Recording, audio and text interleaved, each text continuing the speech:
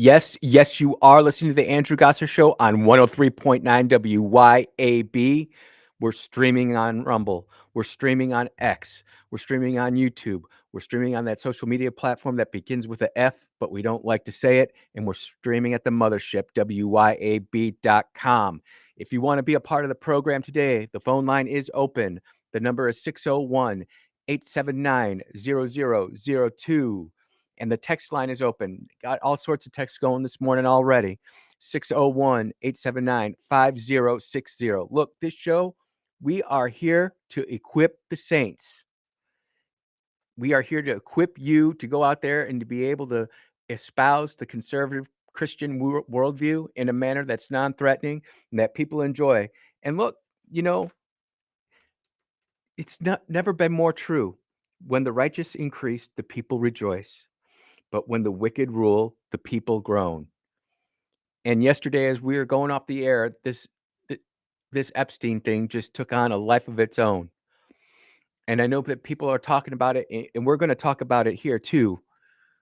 But there's so much more going on, and I never want to be so locked into just one topic where we don't think about the other things that are going on.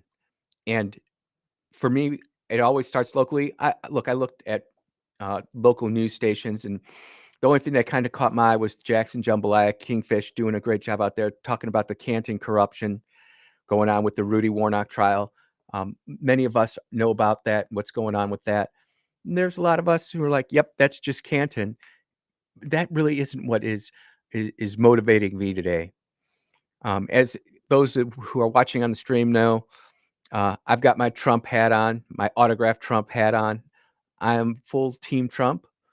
And I've always told people from the beginning, when I think Trump's doing a good job, I'm going to say it. When I think there's a misstep, I'm going to say that too. The relationship that we all have on this radio show is that that Andrew's going to tell you what he thinks when he's right, and when he's wrong, he's going to admit it. And I'm just here to tell you, I don't know anybody who agrees with anybody 100% of the time. I don't know any man that agrees with his wife 100% of the time. And ladies, I know you always agree with your husband 100% of the time. You don't have to worry about that. We know where you're at. But I genuinely feel, after watching that clip yesterday, I was like, this is going to take on a life of its own. It's going to start spiraling in directions that we did not possibly contemplate or think would happen. And to watch not just the right wing or the conservative media sphere flex, but to watch the left, the political left, shift on this. It's crazy. They smell blood in the water. And if me putting on my political strategist, campaign strategist hat, if I was the left, I'd be going after this full bore. Now, that's still going to make you look like hypocrites because you still support all the pedos who are in power anyway, but that's neither here nor there. This is the first time, honestly, in either of Trump's presidential terms that something's really hit that's dented the armor. Not nicked, not dinged, not scuffed, not blemished. This is like a dent.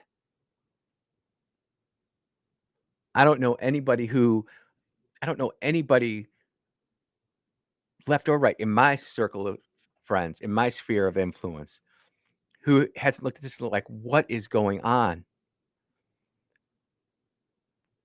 There are so many breadcrumbs. There are so many stories. There are so many instances. I mean, Trump ran on this, for crying out loud. He ran on it in 2016. The only conviction that got Epstein thrown in jail, President Trump was the only person who actually cooperated with the prosecution of that. And I'm sitting here and I'm always looking at permutations. Okay, is Trump doing this on purpose? Is he trying to set somebody up for the rope-a-dope? Is he trying to get something else accomplished here? And I don't see it. And I can be wrong. I can be completely blinded by all this. And you know what? He's just setting it up, and he's going to knock it out of the park. And I do have some of the texters out there who are listening, saying, they fully believe this is a Trump game plan. But I'll tell you what, it puts a lot of people who are in the middle of the road asking some tough questions. I was sitting there looking for sound that I thought would bring more clarity to the subject. And there's a guy out there, a podcast I listen to every once in a while, Patrick Bet David, the PBD podcast, and he was on Fox, and he brings down an amazing piece of analysis, and I really thought this would benefit the program. So let's listen to that real quick. There is a reason why people are asking about this. This is by far, and I'm a supporter. 3 times I voted for this man. This is by far the biggest fumble of the administration they've had thus far. And here's the reason why. If you remember the president winning, he had a conversation with Fox News, the great Rachel Campos Duffy, and she asked, Mr. President, 9/11, yes. John F. Kennedy, yes. Epstein, he didn't say yes. He was a little bit hesitant of bringing that information out. Why? So why does his leadership team go out there and like, we have this information and we're going to release this and cash? And let me tell you what we have with Pam Bondi out of the state of Florida. She knew everything about Bondi, about Epstein. Why are you fumbling this? Why are you not having an emergency meeting together to conversate and say, hey, we're going to be on the same page with messaging on this. All you have to do is send a message to everybody, say, God, let's have a conference call. Here's what we're going to be saying about this, because this was a very important issue. And that is the crux of the problem right there. PBD brings out perfectly. This is the first time where we've seen the Trump administration in either term, in my opinion, that we're all not singing from the same sheet of music. And maybe on the inside to them, that they all look like they're singing on the same sheet of music. But to us, it just looks like a complete Charlie Foxtrot.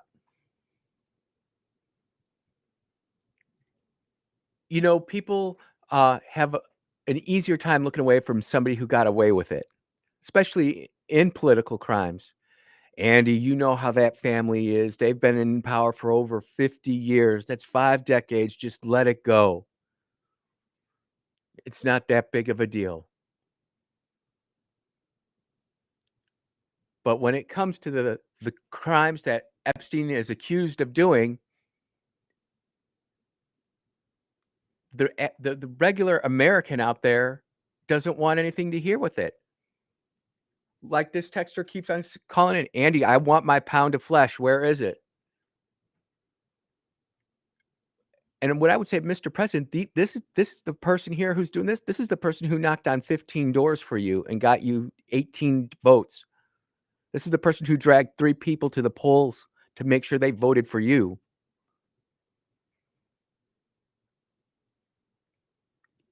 It is a strange, strange world out there.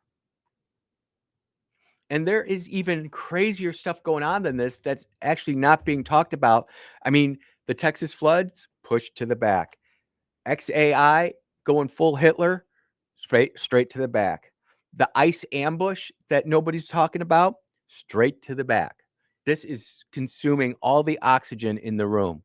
And maybe that's what they want. Maybe that's what Trump is hoping for. Sending weapons to Ukraine again. Who's talking about that? I mean, we were the conservative side of this in the no war people. We don't want Ukraine getting any more U.S. military weapons. We don't even really want to support the Israel-Iran war anymore. We're done with it.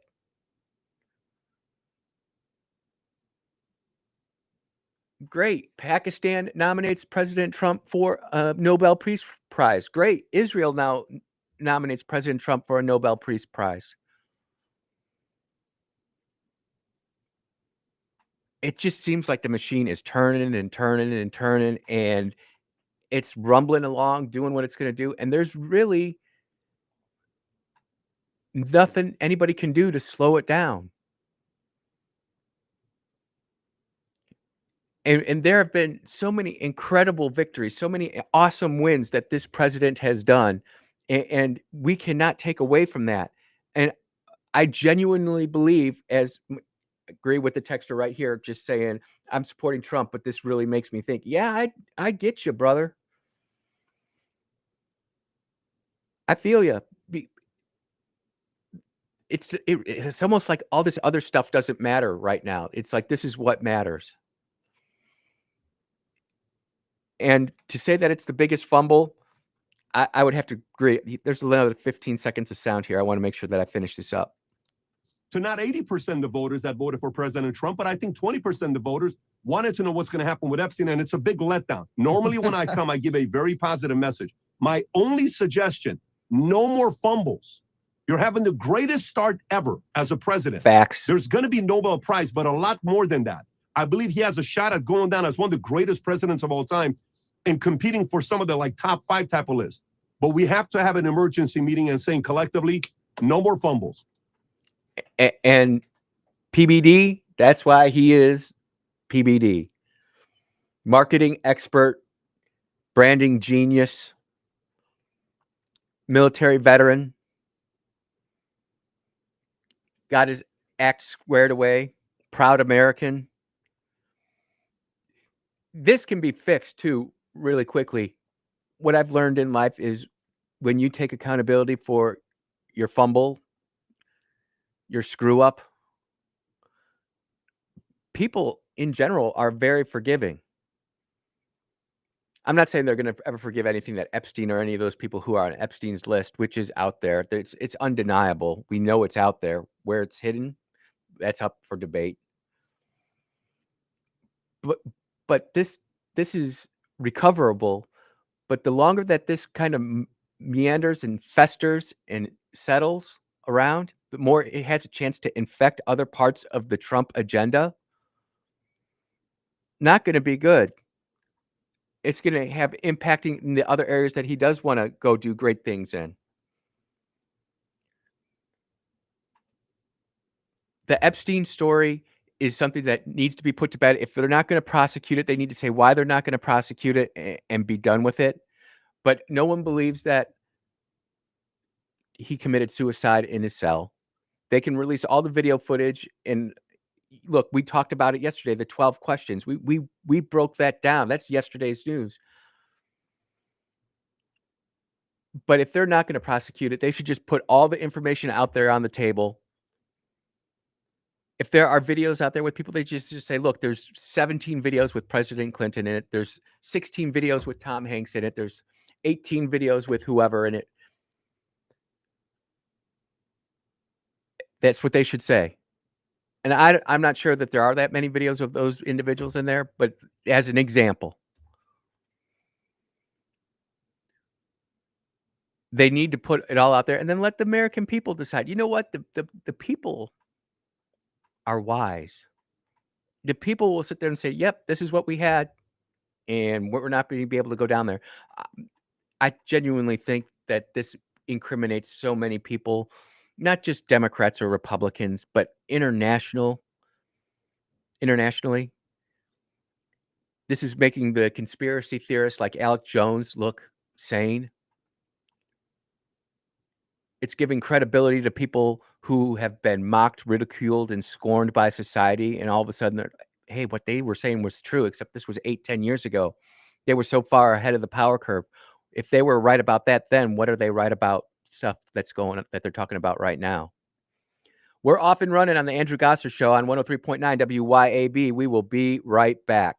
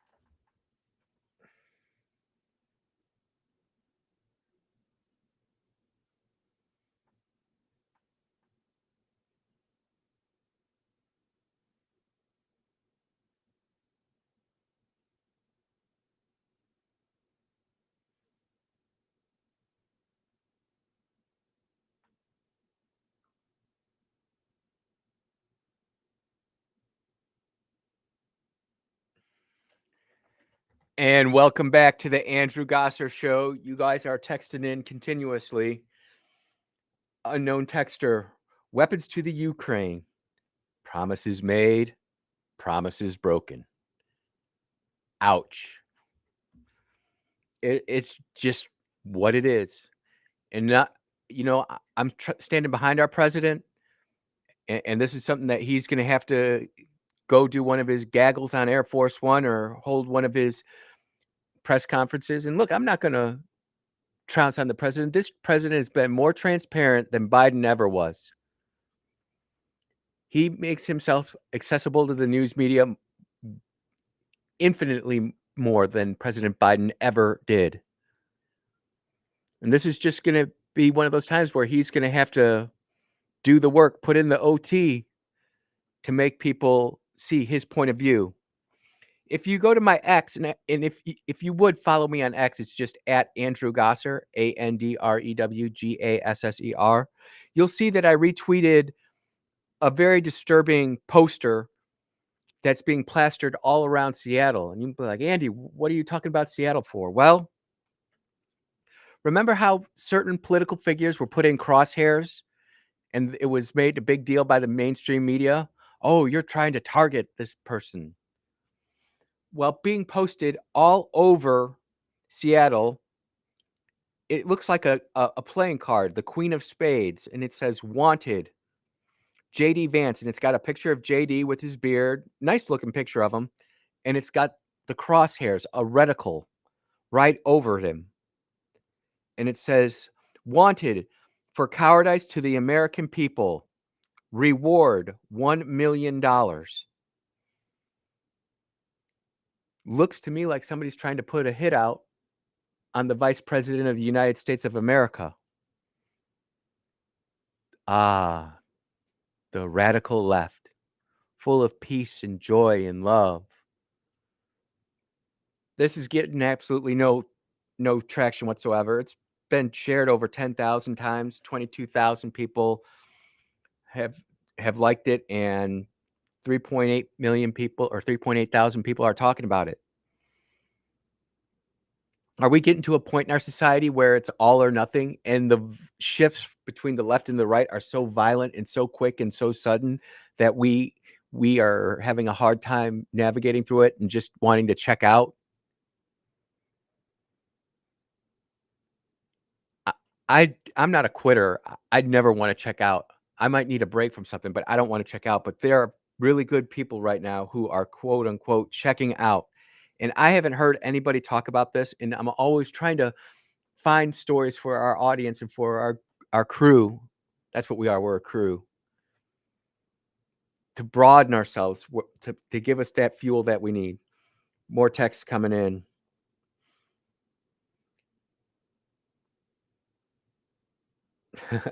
There are people out there who are trying to say that they're coming up with their own list of people on Epstein Island. And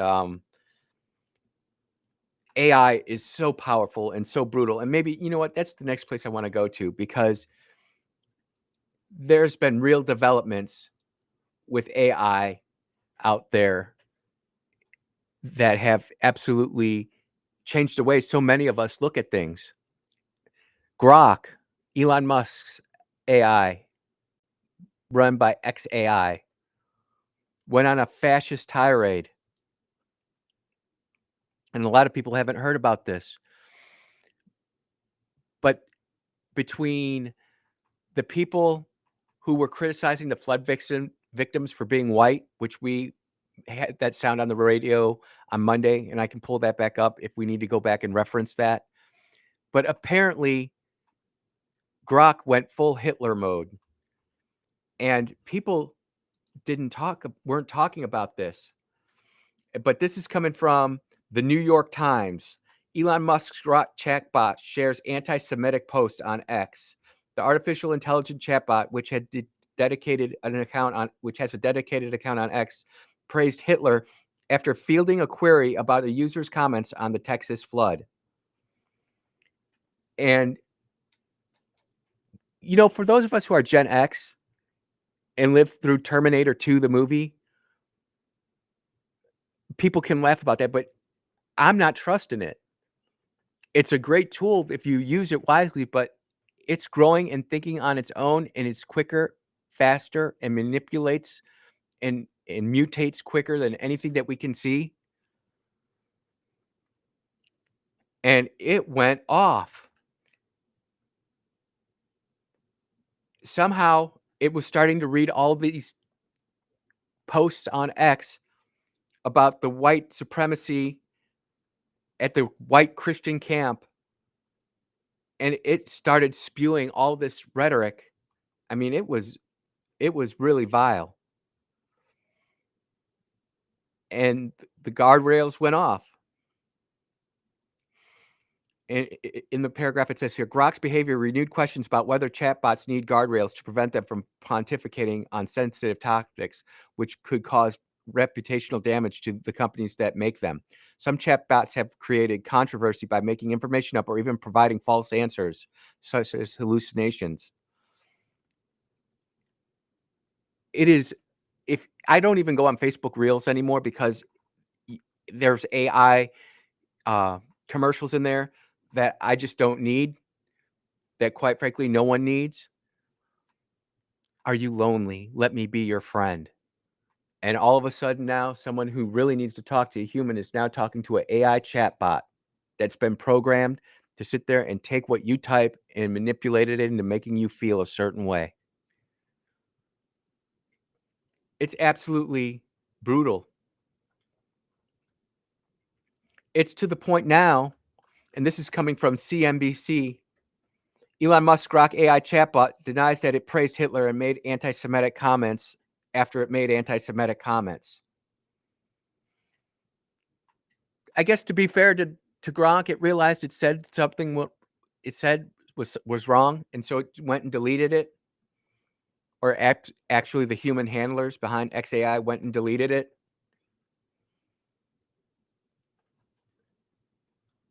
All the posts that referenced Adolf Hitler.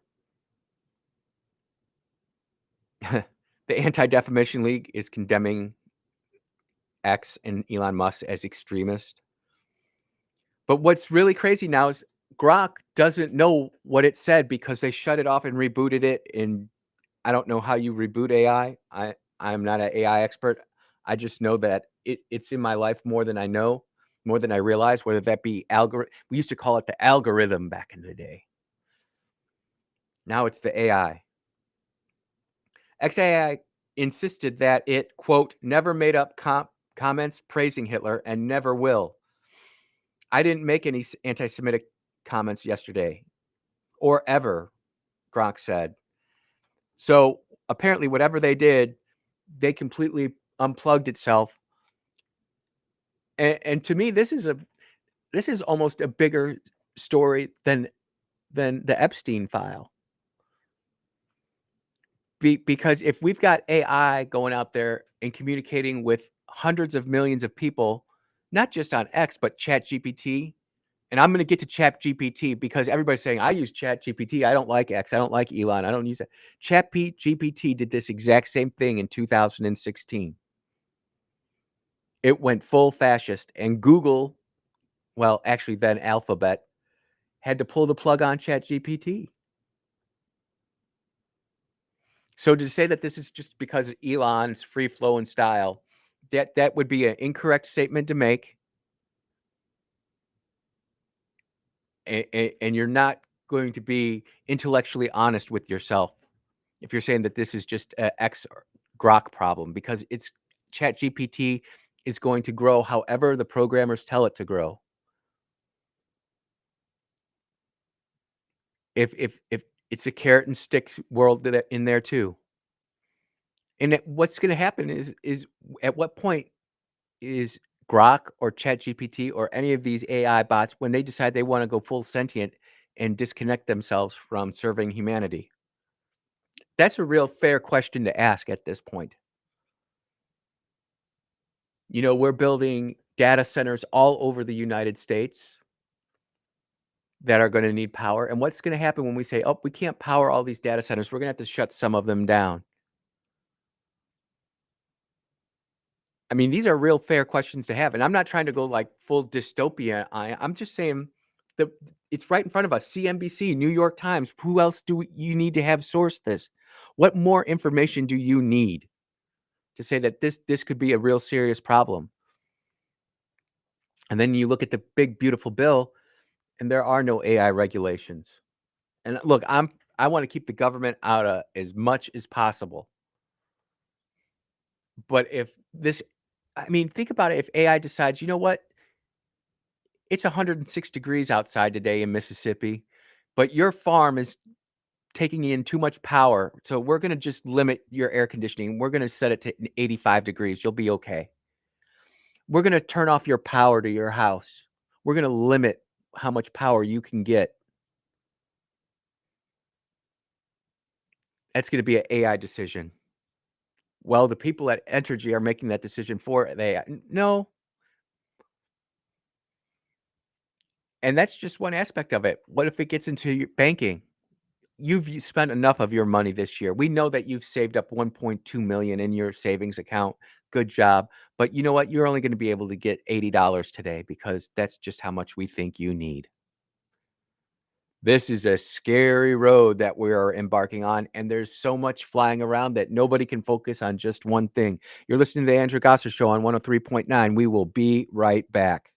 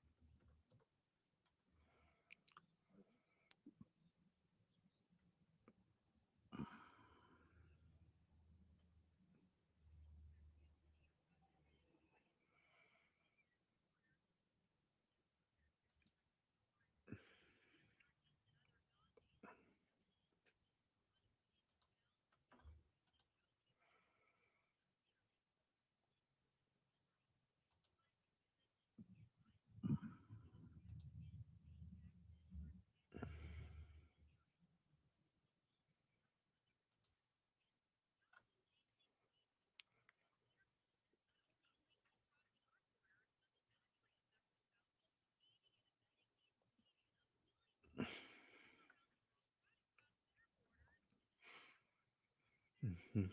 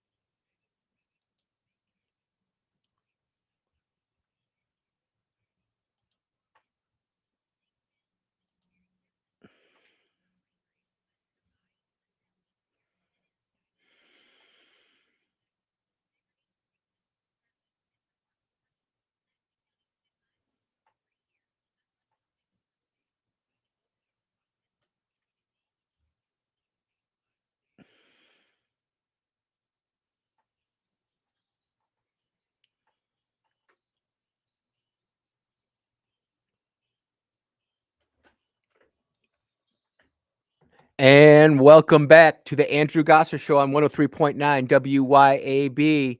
Please, if you're watching online, give the stream a like, whether it's on that social media platform that begins with a F, but I don't like saying YouTube, Rumble, X. I sure would appreciate it. I did get a text in talking about X and where was I getting that information from. If you go on X, I just retweeted the CNBC article. There's some more stuff from that I want to read that I didn't quite get to in the last segment, but I want to continue with it. Somebody asked Grok about its post, and this is what Grok said. It's like almost like it's a human. It's just like you and me talking. I don't have direct access to my post history, or can confirm or deny making that exact statement. As my creators at XAI manage my X interactions, and I don't store my own posts. And furthermore, it came out and it just said, we are aware of recent posts made by Grok and are actively working to remove the inappropriate posts. Well, I'm glad that we found it on this, but at some point in the line, we are going to start making Grok is going to start making some decisions that are going to make things really tough. And Texter, thank you for the text. I really appreciate that interaction. People like texting me for some reason. I don't get it, but I appreciate it. Trending, right? And this is another thing that's starting to have another hook into the XAI thing, is that the ex-CEO, Linda Accarino, I think is how you say her name. She's just stepped down as the leader of X, and that's gonna impact Elon a lot. You know, Elon's the CEO or the CTO of Tesla. He's the CTO of SpaceX. He is involved with XAI, and I mean, he is one man controlling a lot of stuff.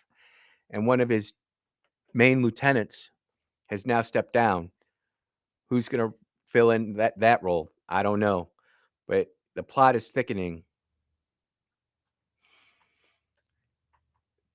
You've got people, you know, who are on this program, nationally syndicated, Charlie Kirk, asking, should they release all the Epstein files, even if it's going to hurt Republicans? And the answer to that is like 89% yes right now. Don't care who it hurts. We need to know the truth on that. And buried at the bottom of this, and I want to give more time to this, but I think we should touch on it right now, is how many of you have heard about the ambush on the ICE facility that happened in Texas over the weekend? The same guy who gave me the story on J.D. Vance, his name is Gunther Eagleman. I do follow him. But there was an ambush on a ICE facility in Texas. And it's a pretty big deal. A so-called peaceful protest. It was indeed. Welcome back. So there's been a series of... That's not the article I want. This is the one. Give me just 1 second here. We're here to tell you that late at night on July 4th, Friday night at approximately 10:37 p.m. at the Prairieland ICE Detention Center in Alvarado, Texas, 10 to 12 individuals dressed in black military-style clothing began shooting fireworks and engaging in acts of vandalism at the facility. And this was part of an organized attack. Today, my office has charged 10 individuals with 3 counts of attempted murder of a federal officer. Each of the 10 are also charged with 3 counts of discharging a firearm in relation to a crime of violence. Each of these defendants faces a mandatory prison term of 10 years and up to life in prison. An additional co-conspirator was charged with obstruction of justice and conspiracy for attempting to conceal and destroy evidence in relation to the attack. And he faces up to 10 years in prison. Let's discuss the incident. It was a planned ambush with the intent to kill ICE corrections officers. Yep. I realized that the floods happened in the morning of July 4th, so we were all focusing on that.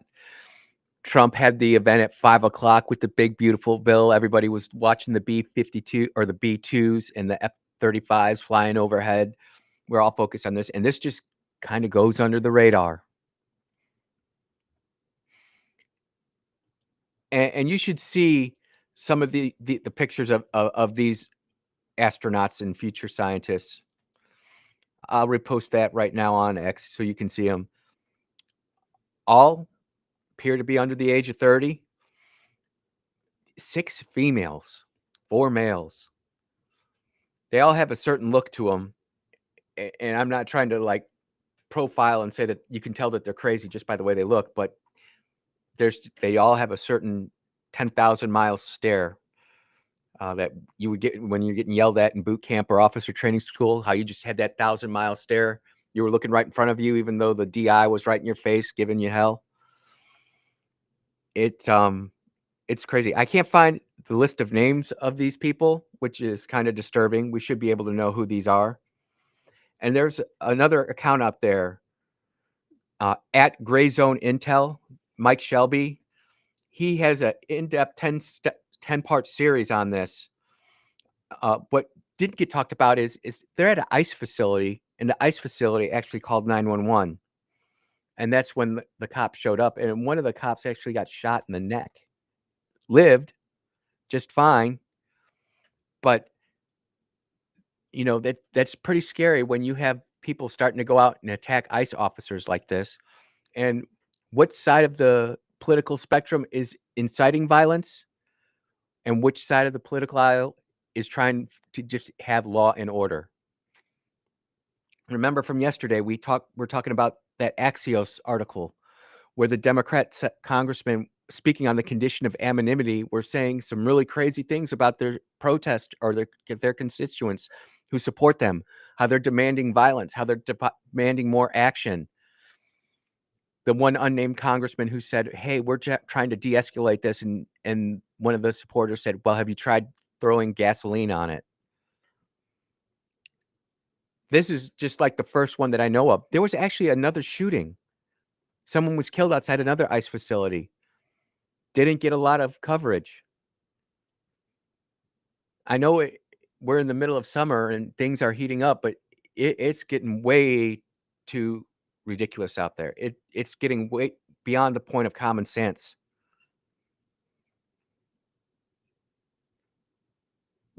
We're at that point where, and I'm sorry to interrupt my thought, but it's Linda Yaccarino. I have a ticker in front of me because I like to stay up to news on things that are happening in the middle of the show. But there are many incidences where our law enforcement officers, and we want to support law enforcement. I mean, 88% of Americans want illegals deported out of the United States. It's over 80% now. So that's a winning issue for Trump and whoever wants to get behind it. If you want to be a liberal and get behind it, you're going to be a winner. If you're a Republican and want to get behind that, you're going to be a winner too. That is one of the few issues right now that's truly uniting the American public. I would argue and submit to you that the other issue that is supporting and uniting the American public is this Epstein issue.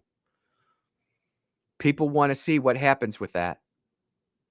People want to know the truth on that.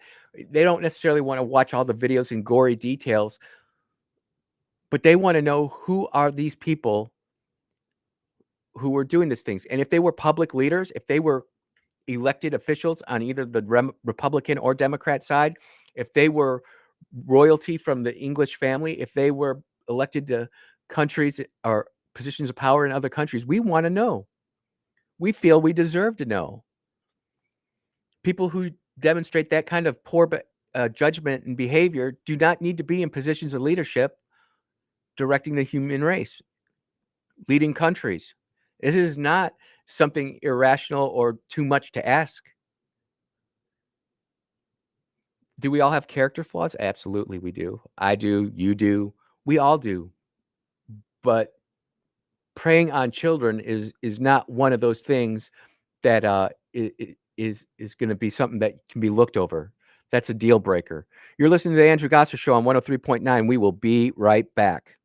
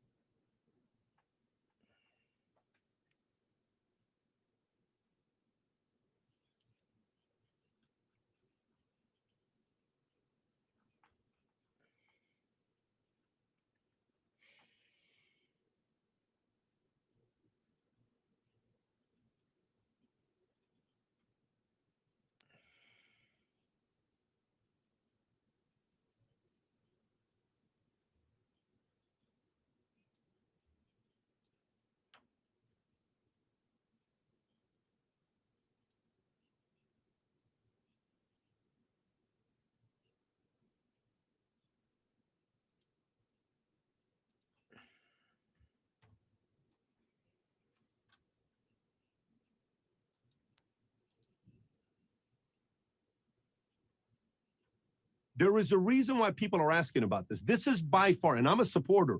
3 times I voted for this man. This is by far the biggest fumble of the administration they've had thus far. And here's the reason why. If you remember the president winning, he had a conversation with Fox News, the great Rachel Campos Duffy, and she asked, Mr. President,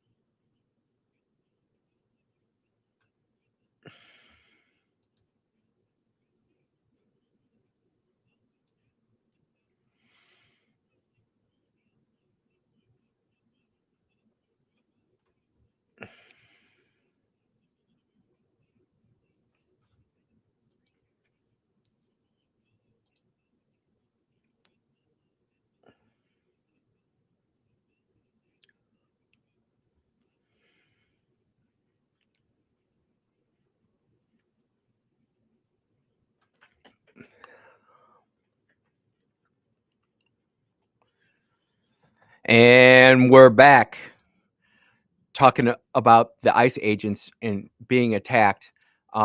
It's interesting. These 10 rocket scientists who decided to attack an ICE facility, they found all sorts of Antifa propaganda and pamphlets. And one of them on there is organizing for attack and insurrection anarchy. They had tactical vests on. They had weapons.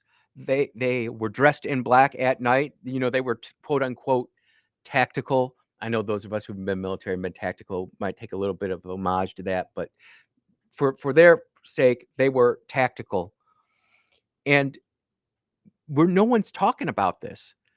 But what's really just caught my eye is, and this is by Insurrection Barbary. If you're not following her on X, you need to, because she's got some amazing posts.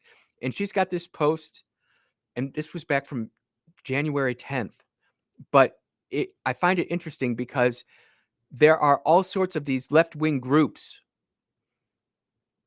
that have been identified who are planning these sorts of activities. Northern California Islamic Council, Women Against Military Madness, National Lawyers Guild, the Progress Unity Fund, the Patriot Front, the Tides Center. And here's one that caught my eye, and my eyes about popped out of my head. The Mississippi Rising Coalition. I have not heard of them.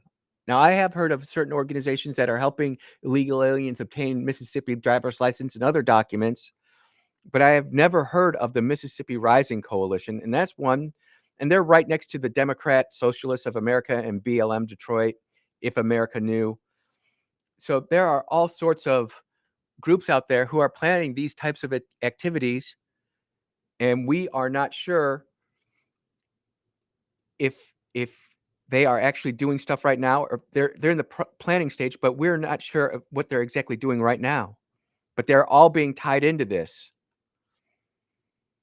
And you know, we got to call it what it is. It's an insurrection. It's local terrorism. It's domestic terrorism. I mean, you've got 10 people. I'll tell you what, if you have 10 properly trained people working in unison to cause hate and discontent, that's going to leave a bad mark. These 10 rocket scientists in Texas who attacked that ICE agency, they had weapons, but they were using fireworks and creating all sorts of ruckus and nonsense.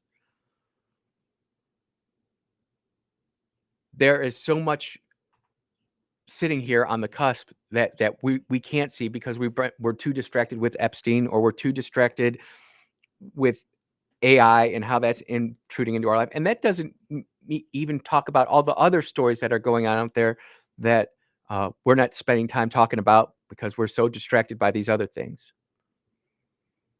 The flood. We are going to talk about the flood in the next hour because this is the same old song and dance, unfortunately, for the Guadalupe River. These people in Texas knew where they lived. This happened many times before, except it wasn't in the internet era, so we forgot about it because we don't remember our history. You're listening to Andrew Gosser Show on 103.9 WYAB. We'll be right back.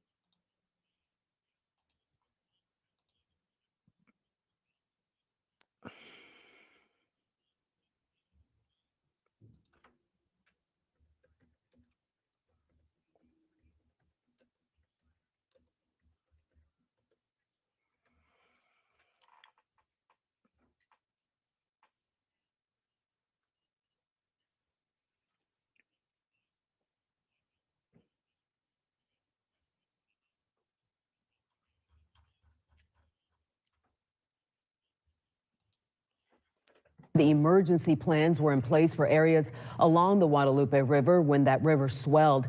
You may recall decades ago another tragedy along the same river. In 1987, floodwaters engulfed a bus of teenage campers from another Christian camp along the Guadalupe. Coming up, Kevin Reese sat down with the bus driver who worked desperately to get many of those campers out of harm's way. The emergency plans were in place for areas.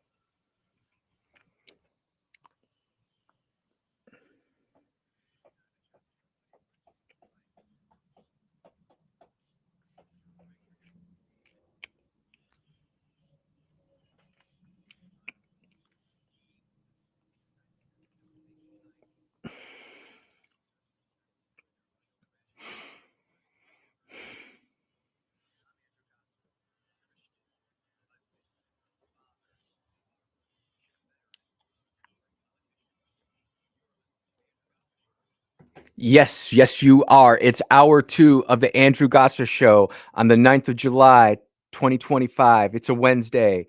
We're still equipping the saints. We're still dishing out facts. information you can use when you're talking to your friends and neighbors, political adversaries, sharpening your blade, make it so you can cut just a little bit deeper, politically speaking. We're streaming on Rumble, we're streaming on X, we're streaming on YouTube, and we're streaming on that social media platform that begins with an F, but I don't like saying it. And we are also streaming at the mothership, WYAB.com. So grateful and thankful to have y'all. Look, gentle answers turn away wrath, but harsh words incite anger. And so we're going to try to speak sweetly on this, but we've got to continue to talk about it.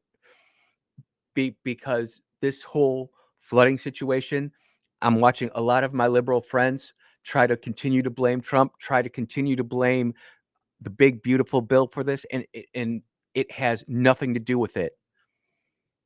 And by the grace of God, he has sat me in this seat firmly ensconced in a chair that every other radio host at the station sits in with the same microphone. And I'm able to go ahead and dish some facts to you. This Guadalupe River, where the flash flood happened, has flooded numerous times in the past. And I just want to play this quick snippet. It's 30 seconds of sound, but it's interesting to me because no one's talking about this. The emergency plans were in place for areas along the Guadalupe River when that river swelled. You may recall decades ago another tragedy along the same river. In 1987, floodwaters engulfed a bus of teenage campers from another Christian camp along the Guadalupe. She actually got a Coming spot up, there. Kevin Reese sat down with the bus driver who worked desperately to get many of those campers out of harm's way. You can tell that unnatural pause right there. That wasn't me. That was the video and the info babe at WFAA in Texas. This exact same thing happened. It wasn't as high. It only got to 26 feet instead of 37 feet like it did this time. But the exact same thing happened. Why is it that we forgot? I can tell you in 2017, the Fox River flooded. There were no plans on the books, and we had to regenerate a lot of the same things that were tried in the past. There should have been a plan for this. And you know what? To the credit of the county supervisors in that county, Kent County, there was actually a plan in place to do something. And it's important because we need to be able to go to those people who are claiming all this, oh, bad Trump, this, bad Trump, that. There's places to criticize Trump, but this flood ain't it. And KHOU 11 out of Houston says, could we have done more? Perhaps so. Former Kerr County official recalls emergency siren debate.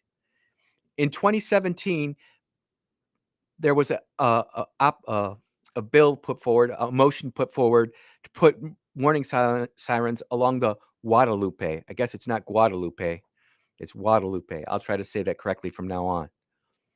Kerr County leaders debated the issue of installing emergency sirens along the Guadalupe River nearly a decade ago, but one former official said there was pushback. The community was not in favor of having sirens located in a lot of the locations, said Tom Moser, a former county commissioner who served from 2012 to 2021. Sirens, can go off unintentionally. Ladies and gentlemen, it sucks when we get told of a weather warning or some type of warning, and you know what? They give it for our area and nothing happens. In Terry, I get alerts all the time for Hines County alerts, and I'm like, we're sunny right now. And you know what? Nothing happens. But 4 or 5 miles to the north of me, downtown Jackson is getting smoked. Excuse me, downtown Byram is getting smoked. And it is frustrating when the boy who cries wolf, when the National Weather Service says, oh my gosh, get ready, you're about to get smoked, and nothing happens. I guess it would be disappointing if a warning siren went off and it wasn't supposed to. But listen to this. Meeting minutes from 2017 showed there were too many people who said they did not want the sirens. County commissioners decided not to install them. In a $980,000 federal grant proposal, which requested more flood gauges and sensors to monitor the high water crossings along the Guadalupe River. This was all preventable. No one wants to see unnecessary loss of life. We mourn for those who did lose their lives, regardless of what nationality they were, what ethnicity they were, what faith they belonged to. We lost precious people. And we still have a long way to go to go find everybody. I believe now we're just firmly in recovery, no longer a rescue situation. It's sadly a recovery situation. And those of us who know Texas know they won't give up until they recover everybody. And there is some solace in that. But to sit here and blame a political point of view, I guess you could blame the residents for not wanting to have the sirens involved. But I mean, it's a federal grant. So that means that it doesn't say whether it's a matching grant. Sometimes for federal grants, you have to put in a certain amount of money to get the big pot of money, or sometimes it's a matching grant, or sometimes it's just a grant where you just get the whole $980,000. Thank you very much. You put in the system and off you go. You're off and running. In hindsight, could we have done more? Perhaps so. Should we? Perhaps so. That was Mr. Moser. To be fair, in the last 12 hours, last night before I went to bed, there were still people out there ranting and raving that this was Trump's fault, the big, beautiful bill. But a lot of that has seemed to go by the wayside. To me, it just as bad as the loss of life and those who were trying to quote unquote politicize it against Trump. It was even worse for those who were trying to make this a race thing. Because natural disasters do not know race. They do not know sex. They do not know gender. They do not know what you believe in. It just happens. Go ahead. You're on the air. Yes, this is Willie. Hey, I Willie. I heard what you asked about. The reason that they're doing this for Trump is the hatred they have. They know he had nothing to do with that, but it doesn't matter. But what I really wanted to tell you, excuse me for getting a little off topic, but I heard Mr. Benny Thompson that was on the news talking about this new big beautiful bill and how it's going to hurt the state of Mississippi, and they're preaching all of this fear, and people, the low information people, buy all of this right here. And I just think that why didn't he speak up when Bill Clinton said the same thing? People need to get out and work. If they're able to work, they need to work. Now, I worked, and now I'm, and God forbid, if God fix it so that I'm unable to work right now because I'm on a walker, but it doesn't matter. I pray every night that he gives me my health back and my legs so I can get out and get my company started again, working again. I just don't understand how they can't understand, how they just can't understand or associate the two. If I work, I can get my own insurance. Yep. If I work, I don't have to worry about Medicare or Medicaid, But if you want to sit home and wait the government to take care of you, I tell you something, and I know I'm getting way off topic. I thought yesterday or day before when I heard you talking about something, and I said to myself, my mother and father, we were poor, living in Gloucester. We were very poor.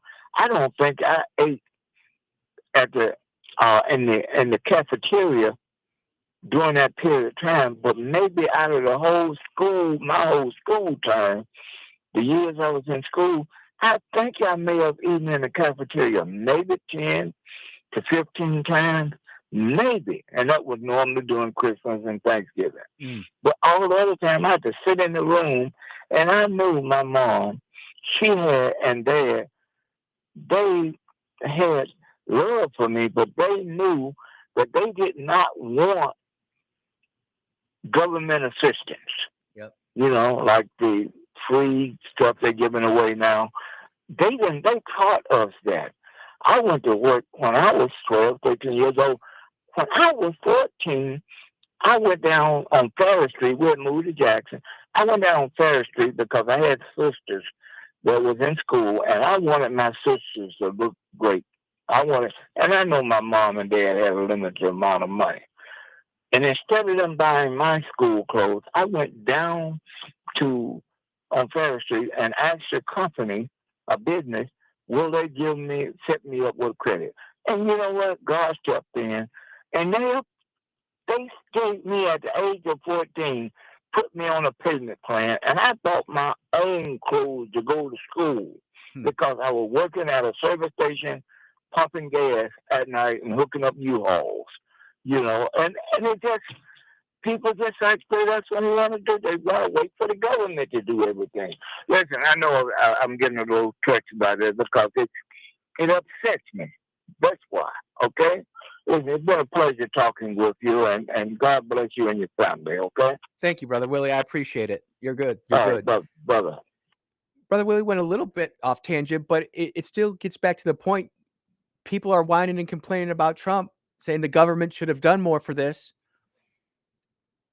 When the government did offer to do something, the people didn't want it. And I totally relate with Willie, you know, being one day you're good to go, you're working, you're able-bodied, you're strong, you can run, bounce around, do great stuff. And then all of a sudden, you need a cane to walk. All of a sudden, your hands start shaking and you're like, what's going on here? Next thing you know, you're just slowing down.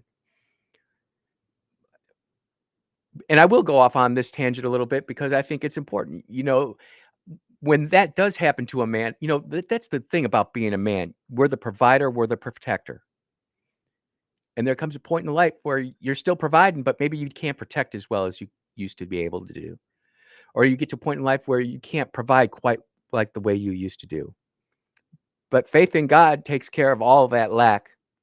And I have no doubt in my mind that, Brother Willie, you're going to be all right. And just like you keep me in your prayers, I'll keep you in mine. And you're listening to the Andrew Gossett Show on 103.9 WYAB. We will be right back.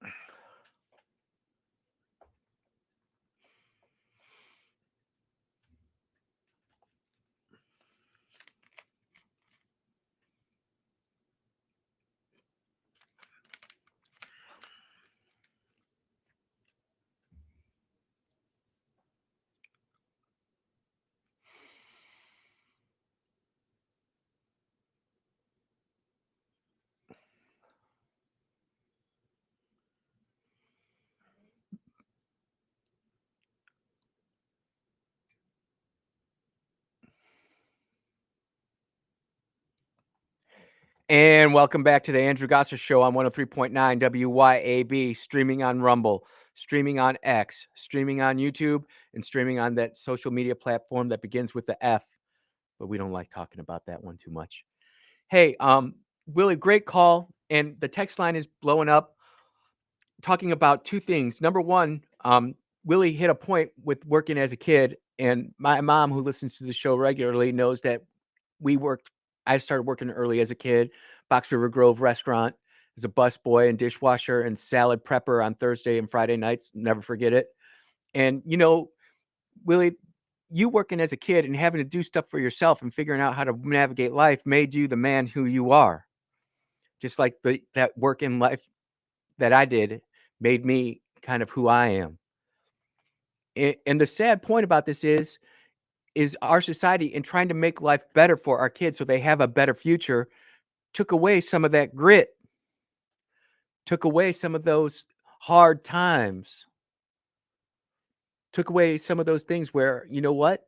My mom will say that we had a good upbringing, and I agree with her. But, Mom, your son and your daughters knew that times were tough sometimes. We got it. And it just made us a closer, stronger family. And believe it or not, we feel that today, even though sometimes it doesn't do that. And sometimes we get off on tangents, Willie, and we're just going to call that a Willie tangent. Growing up, having to work, suffer a little bit, just making us a better person. People are also texting in about the Epstein file, talking about other major media sources out there. Charlie Kirk's talking about it. Benny Thompson's talking about it. Clay Edwards is talking about it. I mean, when Clay goes national like that for a whole hour like that, that's that's a pretty big story. And the Epstein thing, is it going to cause a schism? Is it going to cause the whole MAGA base to completely unravel? No, but it certainly has. It's been the biggest issue that's caused people to talk about, hey, what the heck is really going on? And Trump will have to answer it. I was telling one of the texters during the break, I think we got a 48-hour window to where Trump needs to say something about it. And hopefully he can calm that down a little bit. But if he can't, he can't. And for me personally, it's one of those things where I'm going to wear my red MAGA hat. I have retired my dark MAGA hat for the time being. I'm still a fan of Elon, but I think he needs to focus on other things. And that just goes to show you how big this Epstein story is. Like the whole Elon Trump feud, what was that? People are not even paying attention to that. It's almost like this has it has. It sucked all the oxygen out of the room, and it's a mind of its own. And it's been permeated into our culture, into our society for so long now that we're just expecting to finally get the answers. You don't have to be a conspiracy theorist or a right-wing wacko to think that there isn't something there that needs to be talked about. This goes well beyond things that I mean, sadly, the Epstein story has taken away a lot of the scorn, mockery, and ridicule of certain people. The biggest example of this I can say is Alex Jones. Everybody thought he was crazy for saying this stuff, and he's been continuing to put this out there, and I'm sure he will. And maybe he's got the goods, and he's just gonna say, "Forget it, I'm put it out myself." And I hope he does if that's what happens. I guess you could call this the JFK of our time. To me, it's just sad because there are so many other places we could be focusing our time and energy on, whether that be the energy that we're gonna need to have. Um, the caller yesterday talking about the seeding of rain clouds and how certain states have gotten rid of seat weather weather manipulation. That really needs serious consideration, serious discussion. We need to talk about that in a way that doesn't bring scorn, mockery, and ridicule. I think his name's Tim. Tim calls in and says, "I know you all think I'm crazy, but," and he'll just go out down a road, and you're sitting there going, "Man, this is nuts." But how many of us have actually looked into seeing if the state of Florida actually did ban cloud seeding? Why is it that the state of Florida has taken all these measures that seem absolutely bat spit crazy? They're doing it. And why are they doing it? What is the science that made people who were voted into office, elected to serve the people of Florida? Why are they voting for this and Mississippi is not? Is it because Florida's just bat spit crazy, or is there really something there? There are organizations out there, and I'm not prepared to necessarily speak on them yet because I want to put this together in a way that we can talk where, I tweet the links and we can all go together and learn together about stuff. But there are actually organizations out there on weather manipulation. And there truly are planes out there that seed clouds. Now, whether or not you wanna believe that they're crisscrossing the skies every day, for me personally, if you are in a heavy airframe, like a 707 or higher, and you're at a certain height, when the engines burn the jet fuel, the diesel, it's gonna create condensation, and there are gonna be those trails coming out the back of airplanes. They are not necessarily in and of themselves, quote, unquote, "chemtrails." This is science. But if there are planes flying around at that same height who are having condensation or condensation trails behind them, and they're actually putting in chemicals also into those chemtrails, well, then that needs to be discussed. And it needs to be discussed in a way that doesn't make everybody feel like they're foolish for talking about it. And I'm not to that point yet. I haven't, quote, unquote, "done my research to the level where I think I'm ready to have a full show on it," but we will within the next month. I've got a few phone calls out to some people with PhDs who actually study this for a living, and, 2 who are quite hypercritical of it, and then another 2 or 3 that are quite, in line with what Brother Tim and Brandon is talking about. Last thing I wanna say on the floods in Texas, at least for this show, is that I am happy to report that a lot of the radical comments about the ethnicity and spirituality of the people involved has gone away. 2 of the most egregious people who made posts, some of which we made world famous here on WYAB on Monday, have lost their jobs. And quite frankly, I think it's a good thing. If I come on here and just start spouting radical nonsense that's so far out of line, that is clearly racist and bigoted, well, then I need to face some type of retribution. Does that mean that I should be cast and thrown away forever? No, that at some point you have to be redeemed, but you need to show contrition, and you truly need to admit your mistakes, not because you want your job back, because you realize you were wrong. And humans, we don't like doing that.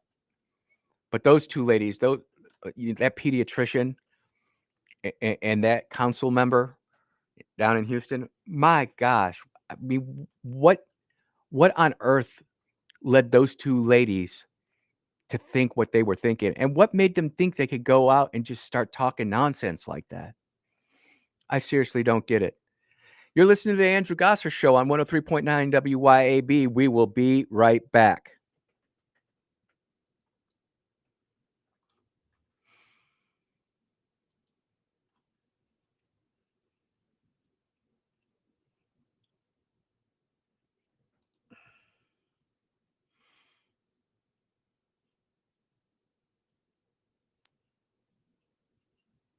Conmigo se siente en bellaquera porque le doy lo que le pone se ajusta. Ella no quiere dando su pase en tu gato, solo brega. Quiere que la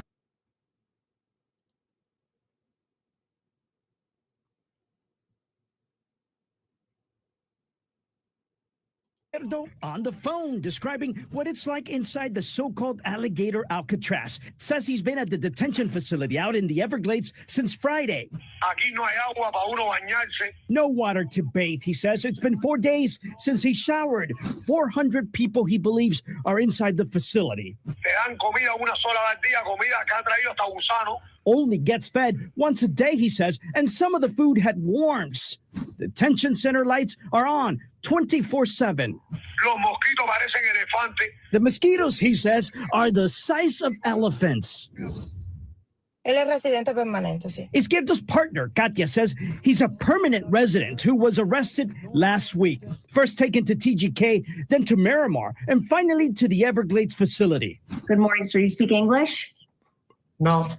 Here is Izquierdo in bond court last Thursday. You're charged with aggravated assault with deadly weapon and battery. The police report says it all has to do with a violent dispute with a tow company worker who was trying to repossess a jet ski. Now back to the call. No te sacan afuera aunque sea un minuto a coger aire. Complaints they're not allowed to go outside and the tents are freezing. Yeah, we're going to use that one. That's great.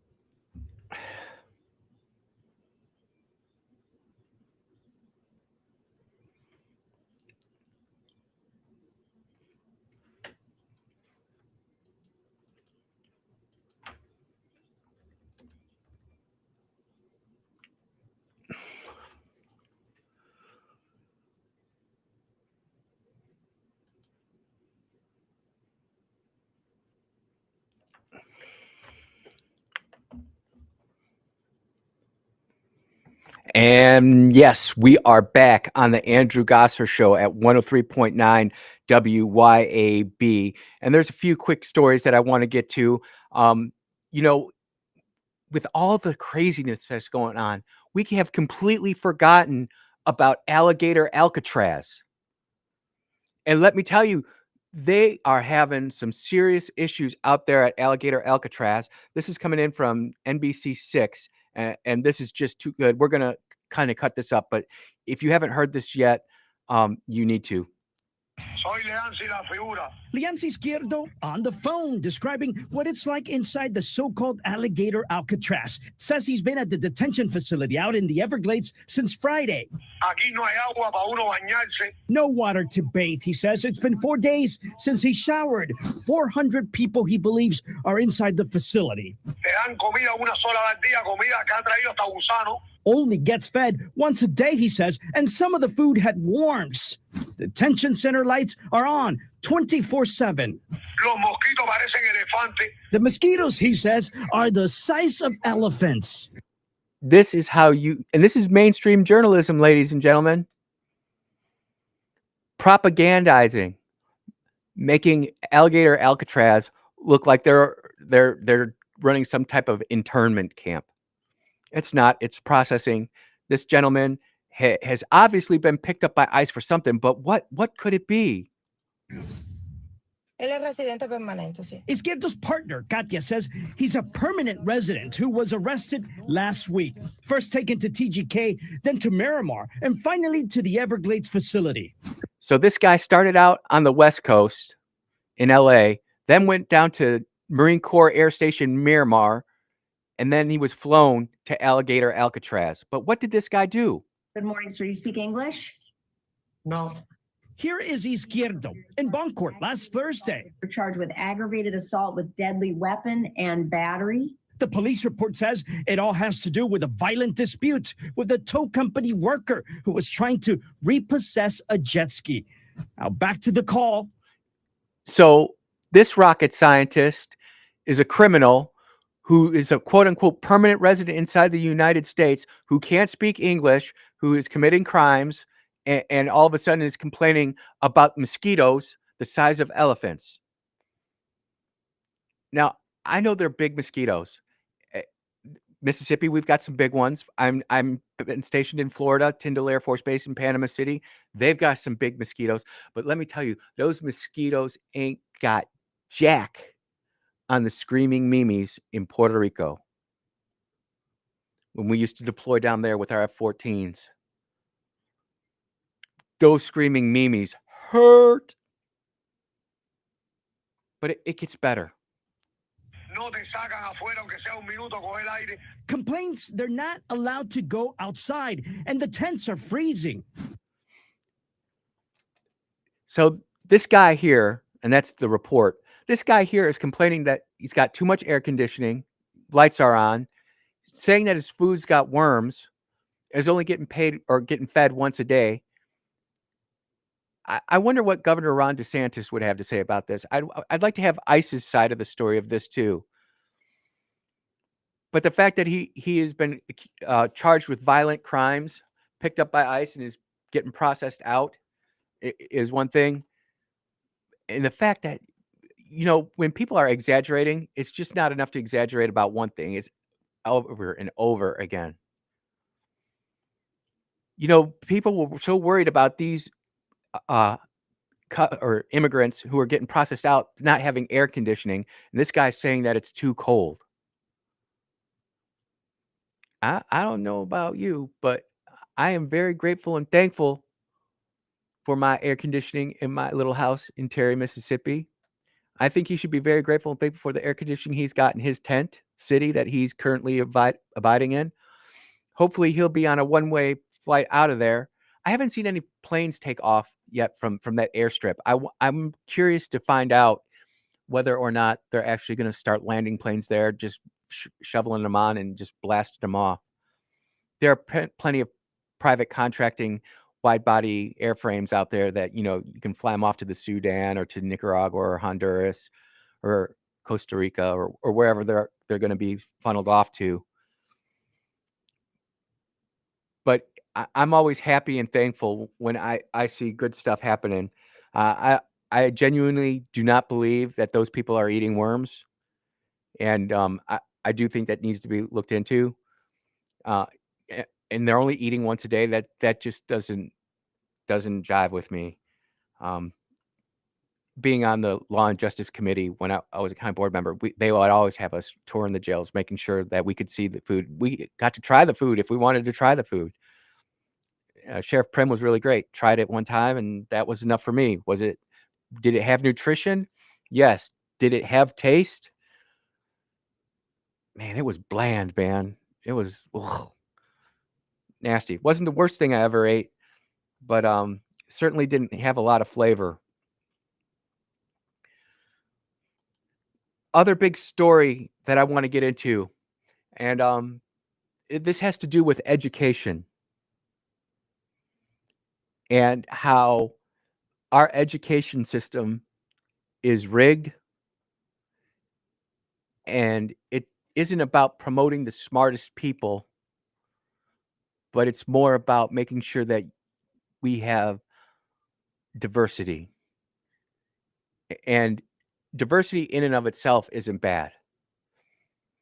But when you are trying to be diverse by not accepting the smartest people who can actually perform at the levels that they need to perform at in the jobs that they're going for, that's a problem.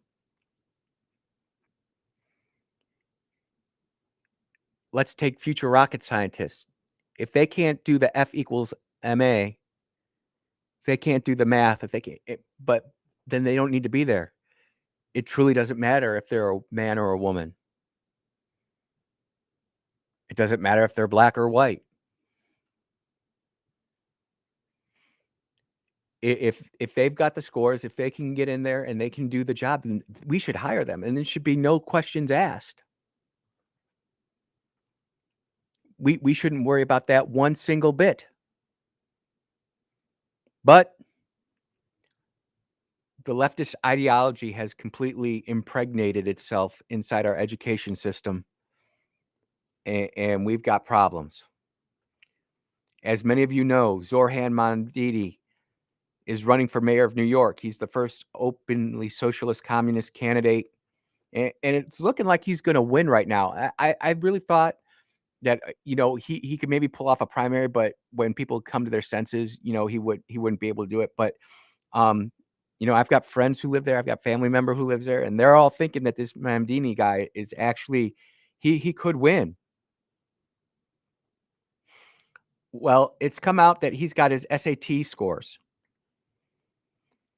And this is coming from the Times. And it says, the Times has obtained Mamdini's full Columbia application, which might help unravel this mystery. According to the materials, Mamdini scored a 1240 out of 2400 on the SAT.